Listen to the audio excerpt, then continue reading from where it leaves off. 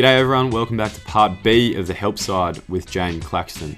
We'll pick it up right where we left off with Jane talking to us about what high performance looks like to her.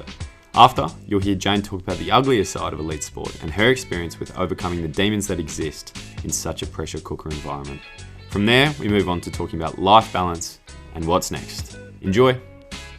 Let's go to high performance because, as I said, you have played a lot of games for the Hockeyroos and captained them on a few occasions, and obviously performing at that higher level with all those major tournament selections under your belt. I'm interested in your take on high performance and what got you to where you are and what drives you to maintain that standard. Difficult question, I think, in the fact that you never really think about it, you just do it. But on reflection of my career and I guess the attributes that have allowed me to continue to be in an elite environment, which is extremely hard. It takes a toll on you mentally and physically, as you would know. I think it is your ability to compartmentalize and not allow external things like family life, relationships, uni, work, impact on each other and hockey. I think the moment you let each bleed into the other, they all don't succeed. And so it's not I guess a craziness about you, but being really focused on what you're doing when you're doing it, whether it's uni, whether it's your relationship, whether it's on the hockey field. I find it's so incredibly important, especially when you get to an elite athlete environment, stepping onto the hockey field and that being your release for the day, where you don't have to think about anything bad or like your uni assignment that's due or work or your relationship. You get to just be in that zone without it being impacted, I think is so crucial. It's incredibly hard to do. But that's definitely, I think, a skill that you see in a lot of really successful professional athletes, the ones that end up winning multiple gold medals or just being at the top of their game for so long, is their ability to just solely focus on what they're doing when they're doing it. And so training yourself, rocking up to training and not being like, oh, I'm so tired today, I'll just be here and get it done.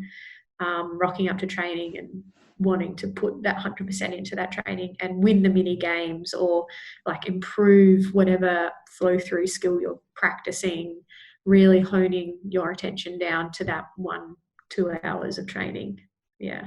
Do you ever go through periods where you don't want to go to training and you don't want to be there, or that just doesn't happen? Oh, definitely.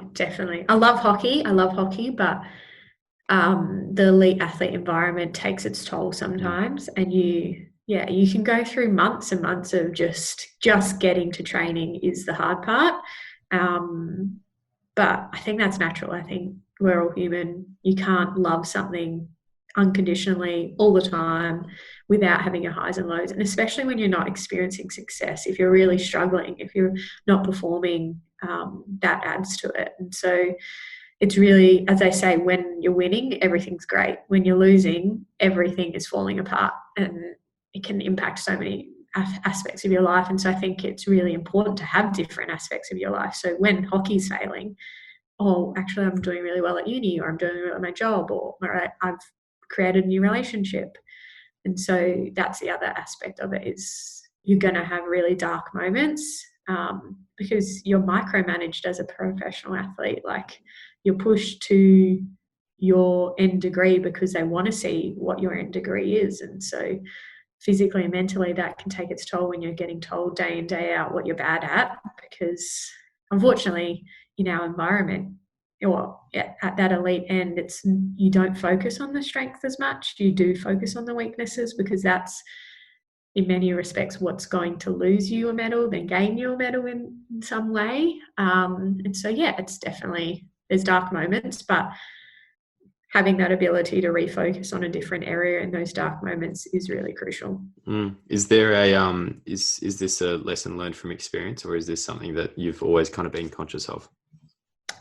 No, I think it's lesson learned from both observation and experience. I have battled my own inner demons. I've battled relationship breakdowns and a lot of little things that impact you along the way.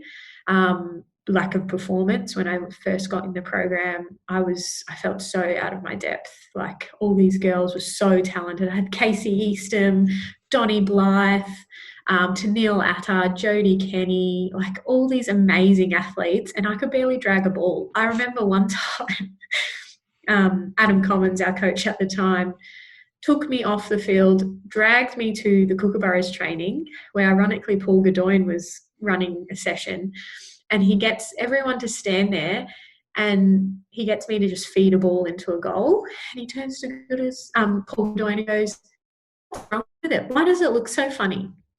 And he was like getting everyone's feedback, and everyone was inputting into why I pushed the ball funny. And I was just like, this is very traumatic. It was like, after it, I laughed because I was like, wow, that was an intense moment. But I actually, now looking back on it, laugh, because it wasn't done in ill intent. It was done because he just could not understand why I couldn't do this skill, and he wanted someone else to look at it. But it just happened that all of the Kookaburras were also looking at it. And so I was just, yeah. So it's like moments like that where you're just like, wow, like you feel like you're the shitty wheel on the shopping trolley, and you're dragging everyone behind, which I think for a good 4 years of my career, that's what I thought I was. And so it's only until recently that I've really gained any confidence in my ability and injecting myself into the game. That you start feeling like you belong in, and you should be wearing the Hockeyroos uniform, that kind of thing. I mean, for people who don't know, to be voted the Hockeyroos Player of the Year, it's voted by the coaches and the players, I believe. So I think, is that right? I think it's more. I don't think it's the players. Well, I've never voted for anything. I think it's more a panel of people, like the selection panel for each tournament. So they have obviously the coaches, but they also have 3 external panels selected. And I think after each tournament, they contribute votes 3-1 to who they think in that tournament played well, and it accumulates throughout the year. I think that's the method. Okay. But I don't think for the Hockeyroos, we haven't contributed for the time I've been in the program for it. Okay. Regardless, 2 Hockeyroos Player of the Year, 2018 and 2020. And one of the most consistent and I would say robust players, definitely in the Hockeyroos team. And for anyone who hasn't seen Jane play, she's very much the general, like a defensive, absolute engine, and very, very consistent is what I would say. So how important is the self-belief piece? I mean, personally, it surprises me that the first 4 years of you being in the program, you could feel like that. And that seems like a very long time for a start. I mean, like 2 weeks is a long time, but 4 years is a very long time. Can you tell us about how you got yourself out of that and your take on self-belief? Definitely. I'm also my own worst critic, in the fact that I was surrounded by hugely talented women. Like Casey Easton, I don't think I've seen someone as talented as her, other than I think Amar. And so I was in her line and I was subbing her off the field, and to not deliver at her standard when she came off and like still provide the team with momentum, I guess that was my comparison, and that's why I didn't. For that period, I was just so down on myself that I couldn't provide what she provided when she was off the field. So that was hard. That was hard when you're around that talent. I'm sure being around someone like Mark Knowles, very similar. They're once in a generation talent that you wish just happened every year, but they don't. And very fortunate to have played with her. I just compared myself against her, and so that was a struggle. But I think it came with maturity. 20 is still a mature age, but in terms of international caps and going on tour, I was surrounded by a lot of older girls. And so I put myself in a really young girl category until they kind of left the team, and I had to progress into a more senior role.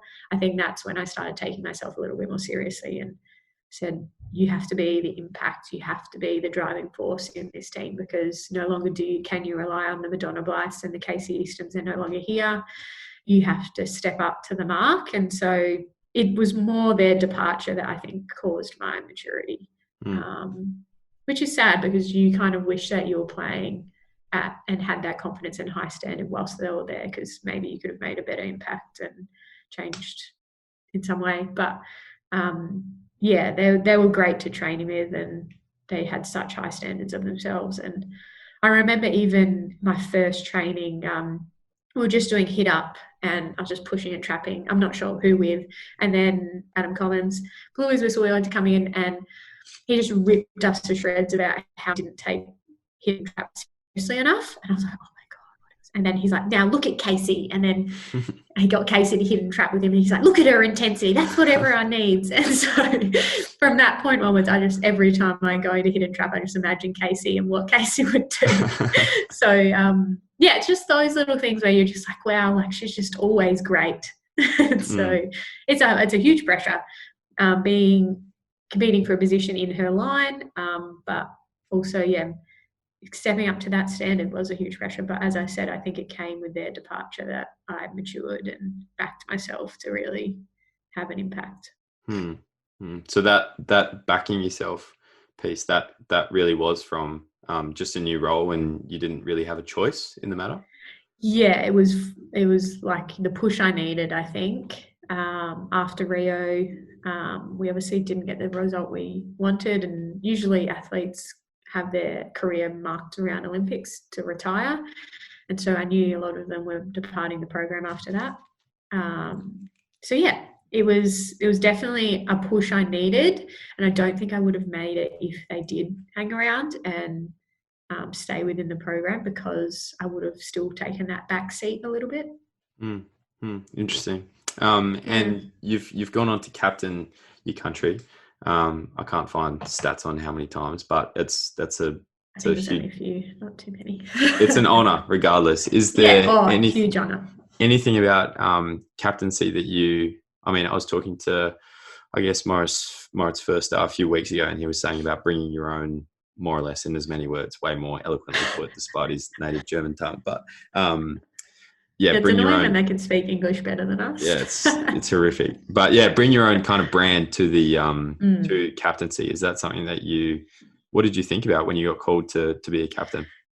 Yeah, I think, as you said, the way I play probably lends myself more naturally to being a leader. Like, I like communicating on the field. I like bringing people together and formulating the pressing structure, and being in that centre half role often lends itself to being a leader, because it's not forced on you, but I love doing it anyway. And I think a lot of girls on my team would get annoyed with how much I chat to them on the field. And so, naturally I have those leadership qualities on the field. I think for me, the off the field leadership is probably where I struggle the most, because I'm so blunt and to the point and matter of fact, and I'm not great at the fluffy stuff. I'm not great at sitting on the fence and not having an opinion. I like having an opinion, and I like standing one side of the fence, but I respect the people standing on the opposite side. So the off the field leadership is something I really struggled with. As I said, on field came more naturally, and due to my role in the team, definitely suited me.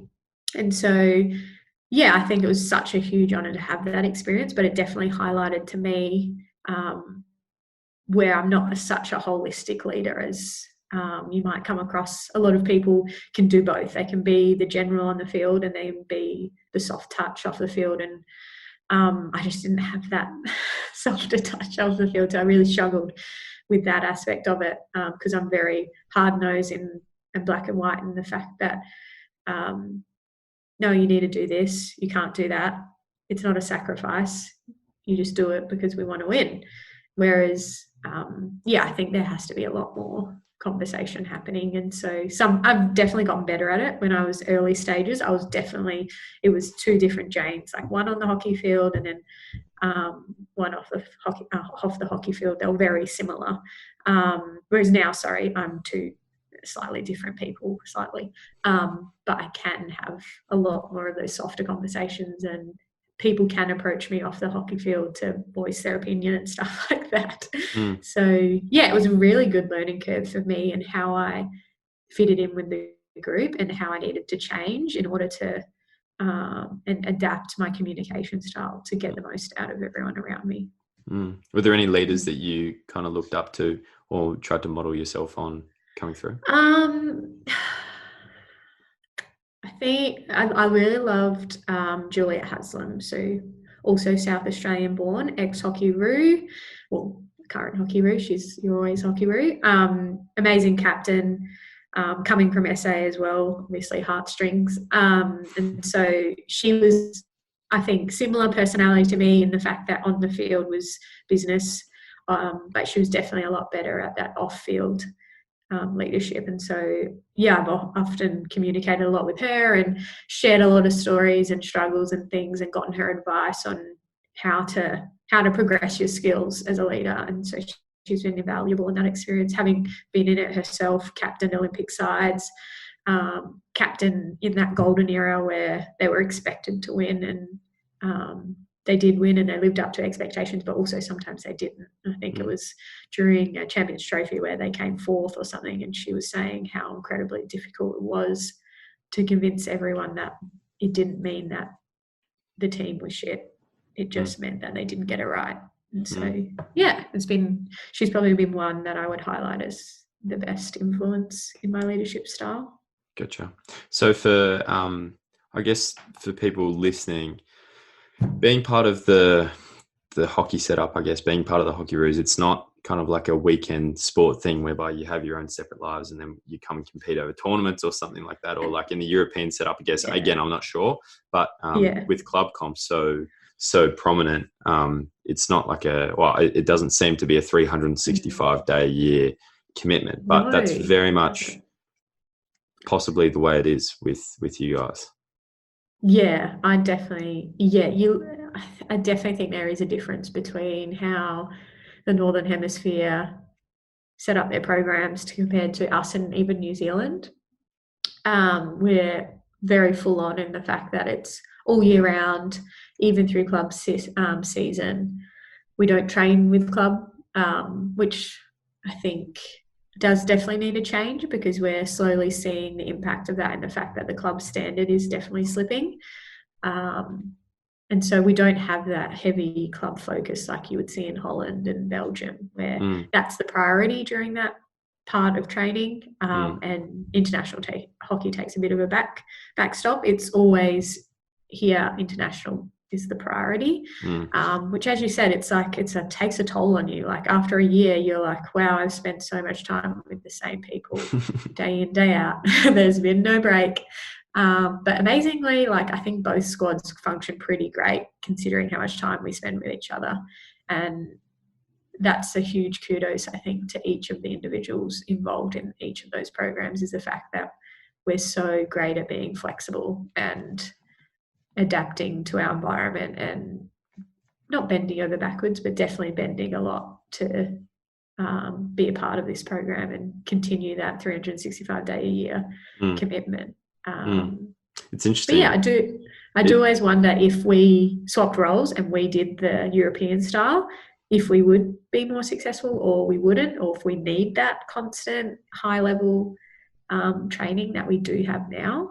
That is something I've always questioned, but yeah.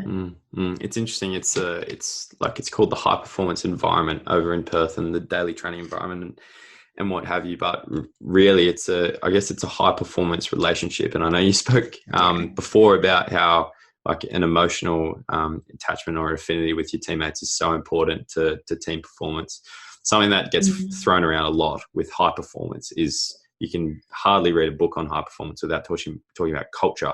And if you're with a team or you're with a group of 27 women for pretty much day in, day out, twice a day at times, going away, literally living with each other, how big is this? What do you think? Like, how much stock should we put in this culture thing, and what do you think? What do you think it is? Yeah, I really struggle with the word culture, and I think it's obviously really overdone these days, as you said. I think, yeah, I, I don't know if like it there. I definitely think there needs to be a general push in the right direction, and that you all need to be on board for that push. But within that, there's just so many different personalities that I don't think you can put a sheet over everyone and say, this is how we behave, this is our values, this is what you will do, basically. Like, there's just so many different personalities, and by putting the blanket over some of them, you actually make them play and perform worse. And so I do wonder if there was no culture talk, there was no weekly psych meetings or development, if it would make a difference or not, or if we would still, be able to function and be a very cohesive group on our own rather than it being really formalized. So I always wonder that, because I'm just such a person that I hate forcing a relationship on someone. I hate being like, let's catch up for coffee, because I've been told that we don't talk. So I'm really awkward with that type of stuff. Like, I just like it happening organically. And if, one day we're both free after training, let's grab a coffee, let's do it, rather than it being a really formal process. I really struggle with that aspect of elite performance, but I do understand that it holds value to some people. And I'm a bit of a skeptic, I guess, at the end of the day. And I hate the buzzword of culture. But I attend the meetings, so. Okay, so you've also said about the different parts of being an athlete. I mean, a lot of people would just see Jane Claxton on the hockey field wearing the bodysuit or wearing the new Hockeyroos uniform, which is no longer a bodysuit. Yeah. But there are a lot of things about being an athlete, and we've covered a few of them that people don't see. What would you say the most difficult thing about being an athlete is that people might not know about? Difficult thing, I think it's just the daily training environment. I think, unfortunately for the Hockeyroos, we probably haven't had as much, or we get compared to the golden era of the Hockeyroos, where they're winning everything, winning medals, winning every tournament they pretty much attend. And it's a high bar to reach, and you will always get compared to that. And for some, and I think also, like, whenever you're looking back on something, the bar just keeps rising. And so I don't think we'll ever meet the bar, because people just keep extending it, and suddenly they're like superheroes and you can never attain it. So by that aspect, I don't think we'll ever reach the end goal. But definitely, I think this recent, especially my involvement in the program, we probably have underperformed. But like, I don't think people see the daily training toll and how much effort and time you put into it. And then you go away from a tournament and you lose a few games, and then suddenly you're in the bottom 5, and people are wanting heads on the chopping block, saying, oh, the coach isn't doing their job, this person shouldn't be in the team, and having their opinion on selection. But what they don't understand is actually, like, those girls are the best in the squad. But yeah, we went away and we didn't perform, but damn, we put in a lot of effort on the daily training environment. So I think it's the fact that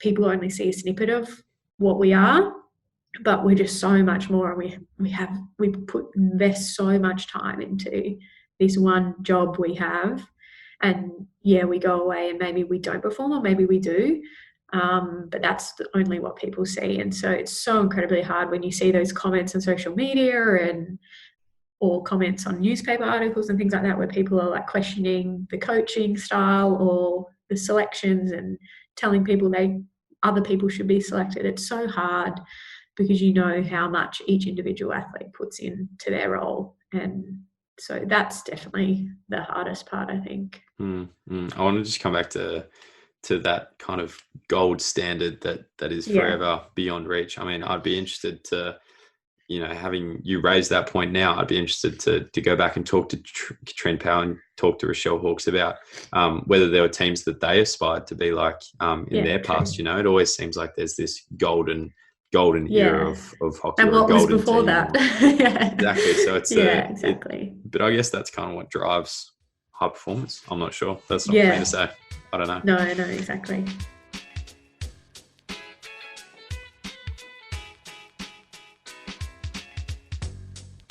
Our hero of hockey for this week is Travis Carstens. Big thanks to Shane Carruthers for the nomination. Now, Travis is heavily involved with the Campbelltown Collegiate Hockey Club. He coaches a number of junior teams, has had a spell at club president, and continues to volunteer with the club's board in an executive role. Shane writes that Travis is a mentor to all who need him, including players, coaches, and anyone else who might need his help. On top of that, he still dons the kit every week and is guaranteed to be giving his all out there on the pitch. Good on you, Travis. You're in the running to receive a Voodoo prize pack valued at up to 600 Aussie dollars. And remember, it's not too late to nominate your hero of hockey. So if you know someone who deserves some recognition for their contribution to a hockey club, please don't hesitate to get in touch and get your hero in the running to win the Voodoo prize pack. Plus, just for nominating, you'll instantly get a $100 voucher to be spent on a fresh Voodoo hockey stick. Check out our socials for details.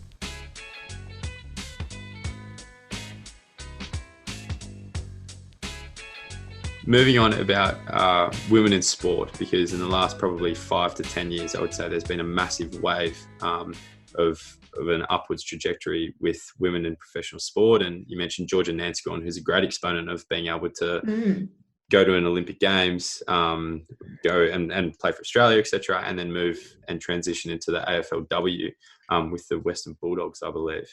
Yeah. Is that right? Yeah, I think so. Essendon. Okay.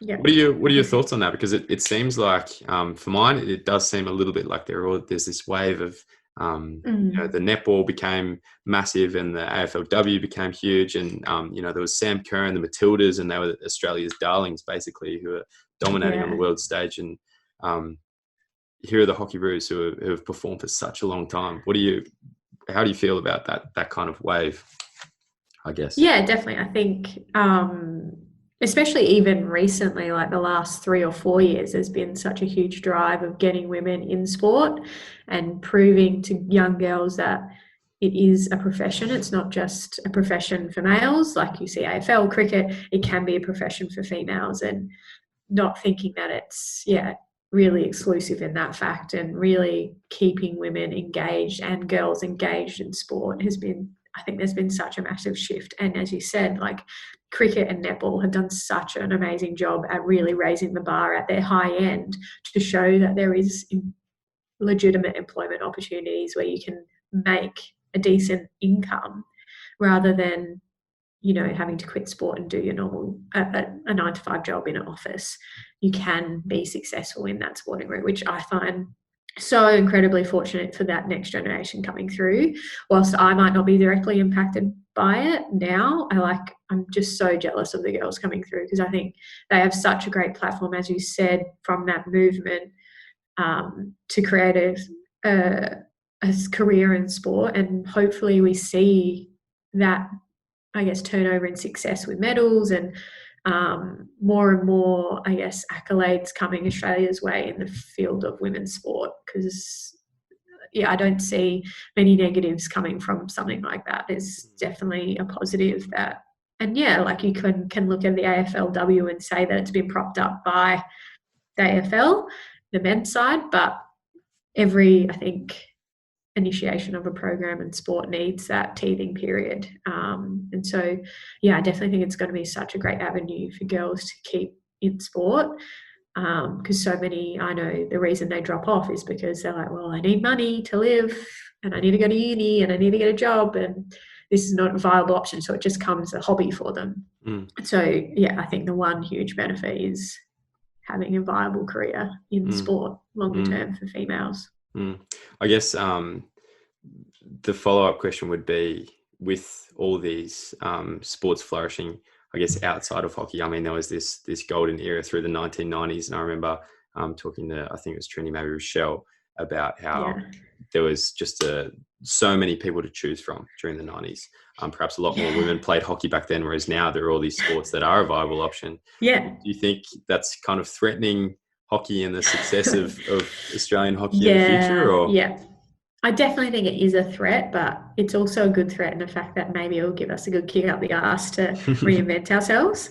because that's what every sport's had to do, because they've obviously lost numbers. And I think hockey hasn't had that pressure, but now it's mounting. And now we're having girls crossing codes, going to cricket, going to AFL, because there's better opportunity, going to soccer. Like, I think we need to start reinventing ourselves, not only as a women's sport, just a sport in general, to draw in those junior numbers to create a better base. So yeah, it is a huge threat, but not one that we should take negatively. I think we should use it and grow from it. Healthy competition. It's interesting. Yeah. I mean, you look at like in Sydney. I'm from Sydney, and like most kids growing up, I mean, the easiest way to make money was to coach a private school girls team, or to umpire like year sevens on grass or something like that. And the amount of the amount of young girls who play hockey in Australia it seems like everyone plays. And then there seems to be this huge kind of drop off, whether it becomes, like, I don't know, people want to, it happens with all sport and across men and women, obviously, but people just kind of drop away from the sport because they want to do their own thing. They want to go to uni, they want to go out and party, et cetera, et cetera. Do you have any opinion on how to keep people or translate that school hockey into more mainstream club and progression through the Hockeyroos sort of deal? I definitely think there needs to be more of a connection between the school and club system, whether it's like you have an affiliate club with your school, that if you are a promising hockey player, netball player, what have you, they send you to that club to go, like if you want to further your skills or development, go into clubland and be around people that are of similar interests and skill levels so you can grow. I'm not probably overly knowledgeable on the community sport aspect, but not sure if I have very economical views on it. But I guess at the end of the day, you look at successful grassroots level sports and they have a lot of funding, and I feel like that's kind of what you need. You need a lot of money pumped into that grassroots level to progress it. And make it real regularly available, having Australian players going to schools and talking about hockey, and you spark that little girl's interest that potentially was going to play netball that year, but she was like, actually, Mum, I think I'm going to play hockey. And then their school has all these different clubs that they can go, we'll go play for X club or Y as a club. So definitely that community engagement from a scene, like an international player, I know how impactful it can be. And so I guess definitely from my perspective, that's probably what we could do more, because who doesn't love when you're a little kid, when like this superstar, even if you have no idea who they are, they've got an Olympic uniform and a medal from somewhere, you immediately idolize them. So yeah, that's probably from our perspective what I individually can do. But unfortunately, we don't have the funding capacity to make it a viable option, because I also need to work. I can't be attending school visits all day. So, yeah. True. Speaking of work, you mentioned a few times about you're an occupational therapist. You graduated from Curtin with first class honours, I believe, last year. Yeah, I did. Awesome. What's next? I mean, obviously, you've got a few years left playing for the Hockeyroos, several, I'm not sure. Hopefully. And what's next? Yeah, so I originally wasn't planning until graduating till end of this year, because I wanted to do all my pracs all in one after Tokyo. But I had a strange, weird epiphany late last year and goes, I'm actually just going to do my prac right now in the middle of Pro League. And I'll make it work. So I did my final prac at the end of last year. Like on weekends, I was traveling to Pro League games within Australia and playing them, and then coming back and doing, I don't know what was wrong with me. But I did that. And I also had my honours thesis due. So I was doing that as well. It was, I don't know what happened to me. But yeah, I graduated and hit the ground running with a job. It's probably not in my ideal industry. I'm in workers' compensation, which I rehab injured workers back to their role. It's rewarding when you get it right and you like hit all the milestones and they are great and they return to work and everyone's cheering, but like that's probably like 1% of the population. The rest is like a lot of, and I've learned so many things from it, a lot of people management skills, a lot of administrative type skills. yeah, just and a lot of like legal jargon and conversations that I normally wouldn't have as an OT. I've had in this last 6 months, so it's been invaluable in that aspect. But definitely, my heart is probably in burns rehabilitation. So people that have been suffered a burn to a major part of their body, and for OTs, we help them, I guess, rehabilitate that part of their body, whether it's by compression garments, range of motion exercises, helping them, I guess, manage their pain and rehabilitate from quite a significant injury. And I'm very fortunate to have a mentor in Fiona Wood, who heads up the burns unit in Fiona Stanley in Perth. So yeah, she's given me a lot of experience in the field, which hopefully once hockey tones down a bit, I can kind of explore that side of OT. But for now, my current job really suits hockey. And I've kind of had the ideology that I'll focus as much as I can on hockey as long as I can. And then the rest of my professional career outside of hockey can, it can happen at any time and you can grow it at any time. Whereas being an elite athlete is very a small window. And so I'm happy to kind of, be in a job where it's not like my dream job. And I don't think anyone ever gets their dream job straight out of uni, but definitely I'm learning a lot of stuff and progressing my professional career. So yeah, that's how I kind of see where I want to be. It might change. I might end up just loving workers' compensation and being in it for the long run. But I still have a huge passion for rehabilitation, and especially from burns. So yeah. Have you been able to apply any of your high performance hockey learnings into the workplace or vice versa? Oh, most definitely. I think the biggest win we have as a elite athlete is how to people manage. Like, you are with 24, 27 people every day. You have to be able to like communicate individually with those, communicate with coaches. You have so many relationships to manage that when you go into the workplace, it's almost easy because you're like, oh, okay, yeah, like I've been in this situation. I know how to adjust my personality to suit each different circumstance. So that's what I found really easy about the transition is we're trained really well at how to people manage as elite athletes without even knowing it. But also we're trained so well in expecting such a high standard from ourselves. And by and large in the workforce, potentially it's not the same. Like I often get told by my boss to like calm down and not be so hard on myself, and like everything's okay, and stop stressing about the tiny little things. He's like, you're doing fine. And he has to keep reminding me because I'm just as an elite athlete, you're driven to want to succeed, and anything below success is pretty much failure. And so that doesn't really correlate well with work. They almost like you making mistakes because you're like, oh, now you've learned. Whereas I'm like, oh God, I've made a mistake. I'm going to get fired. So, yeah. Right.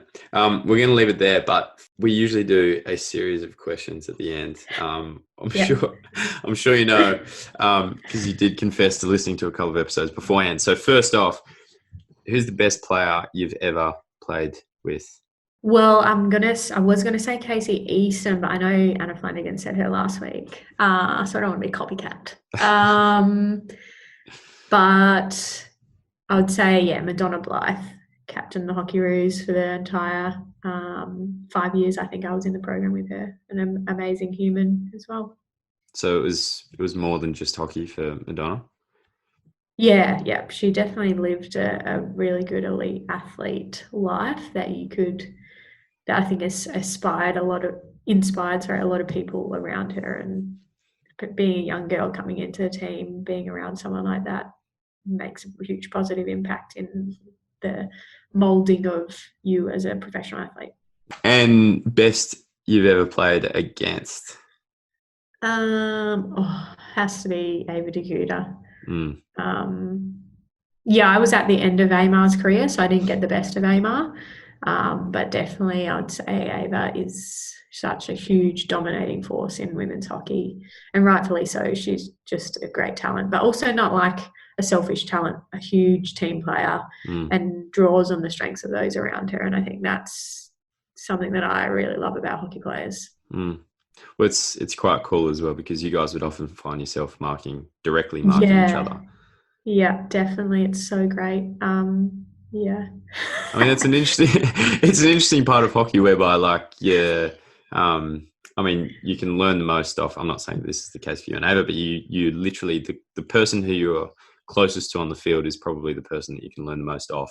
At the same time, it's your job to stop them doing anything Yeah. you can. It's kind of cool. Oh, and like the amount of paranoia I get when I'm having to man mark her is through the roof. I like think I'm in the contest, and then suddenly she's already past me, passing it to someone else, and it's amazing to witness. It's horrible to participate in. Good contest though. Last question.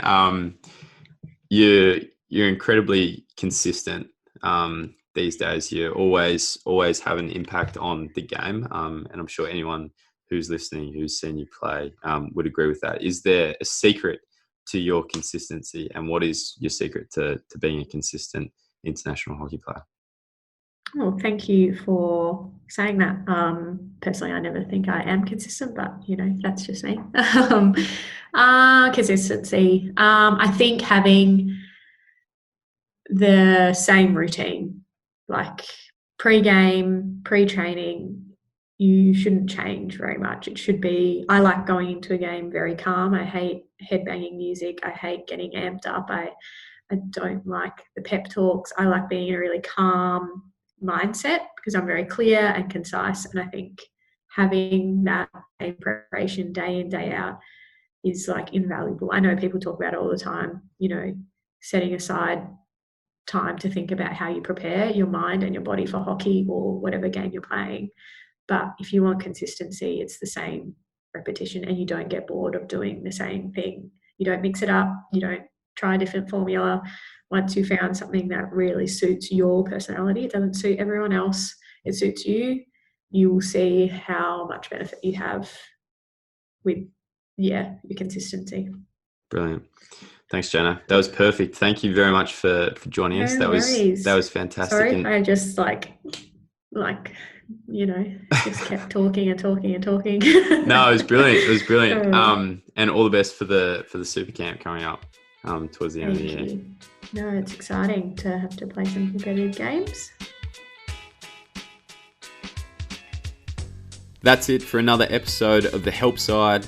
Special thanks to my production team of David Moore and Tim Collier, plus countless others working behind the scenes to get this to you. You're the real MVPs.